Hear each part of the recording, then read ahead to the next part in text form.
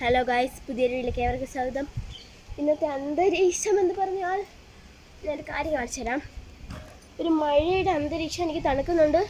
ഇടി വെട്ടുന്നുണ്ടേ. അയ്യോ, ഞാൻ കാണിച്ചു തരാവേ. ഇടി വെട്ടുന്നുണ്ട്, പേടിയൊന്നുമില്ല. ബട്ട് നിങ്ങൾ ആ ഒരു സൂര്യനെ കണ്ടോ? അല്ലെ പപ്പടം പോലത്തെ ചന്ദ്രനെ പോലെ ഇല്ലേ? എന്താ ഞാൻ പറയണേ? അന്തരീക്ഷോട്ട് എവിടെ? ആകാശം ഞാൻ കാണിച്ചു തരാം ഗൈസ്. അയ്യോ, ഇതൊക്കെ കാണുമ്പോൾ പേടിയാവണമെന്നുണ്ട് ചെറിയൊരു. അയ്യോ, പുകഞ്ഞ് കിടക്കണ അന്തരീക്ഷം പെട്ടെന്ന് ഇങ്ങനെ. അല്ല, എന്താ പറയാ, ഒന്നുമില്ല. ഇപ്പോൾ ഒരു കാക്ക പറന്നു പോകാനാണ് വേണിച്ച്. അപ്പോൾ തണുക്കണേ. ഞാൻ എന്താ പറയാൻ വന്നേ, നമ്മളെ വീട് ഒരു ചെറിയൊരു വഴി, ഇവിടെ വയൽ.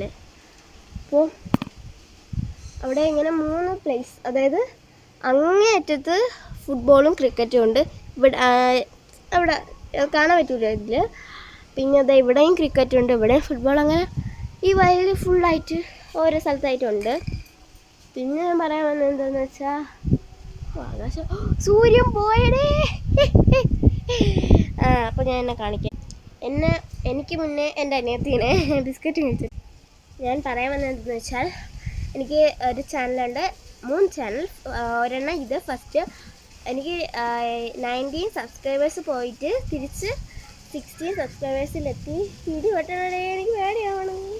ഫോൺ വെട്ടോണ്ടിരിക്കാൻ പേര് എല്ലാവരും പറഞ്ഞ് പേടിപ്പിച്ച് അതിനെ വണ്ടി.